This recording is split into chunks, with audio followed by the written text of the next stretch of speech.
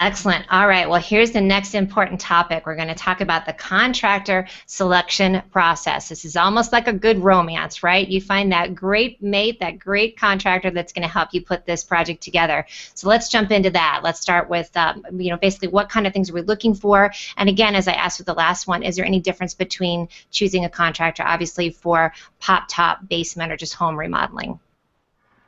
I'll go into the part of just what to look for when you're choosing, and I feel that this goes very well with either a pop-top remodel or a basement, and really it's going to be chemistry. Yes, it is like a little romance. It's a miniature short-term marriage is the way we look at it, and we tell that to our homeowners. There has to be good chemistry there, and there has to be good camaraderie and communication back and forth, and both parties have to be comfortable working with one another, because you are asked to basically step out of your comfort zone as a homeowner for a little while and let complete strangers into your home.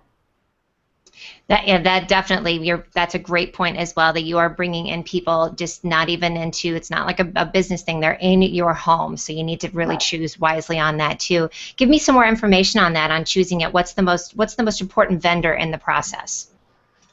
Well, I think, yeah, to kind of expand a little bit on that note is talking about the romances. You want to make sure that the contractor that you're going to bring into your house, that immediately you feel the professionalism and the company that really backs up that contractor.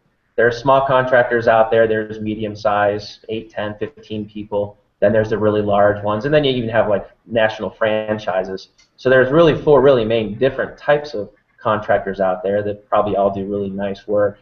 And it's really who you feel the most comfortable in utilizing. So I think in the selections, one of the main things you're looking for initially is just that chemistry, like Courtney had mentioned, that you feel comfortable with that person. And part of the burden on our side is to introduce the team that we have at Blue Sky. We're 8 people here. Each one has a very critical role in the operations of the company, very efficient, very systematic, and set up on processes. So we introduce how we will basically take them through the design build, which could be 2 or 3 weeks, and it might be 8 or 9 months, and then how we execute the construction project, introducing them to the team along the way. Here's a good question. What do you think would be some of the top things that people should line up before they even start choosing a contractor? What are the top things they should be looking for? Let's say I just get right on the computer and I start doing a search for it.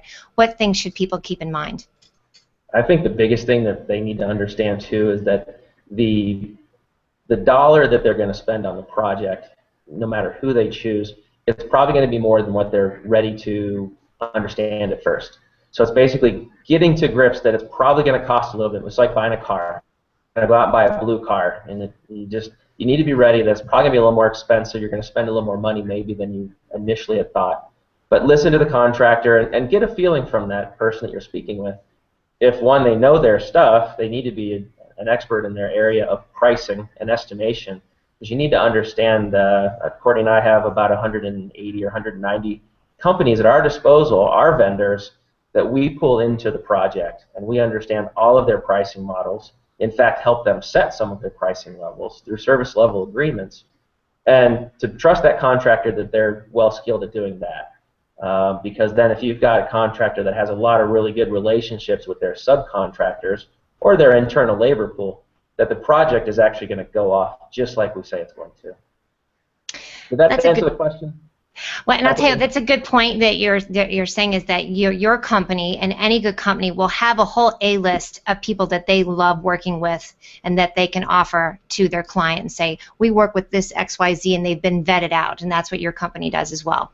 Absolutely. Absolutely, yeah, we're very picky at who we let work with us. It's a privilege to work with us because we want to be able to take that professionalism and pass that on to the homeowner in the work that we put together and the craftsmanship that they're going to see in the end product.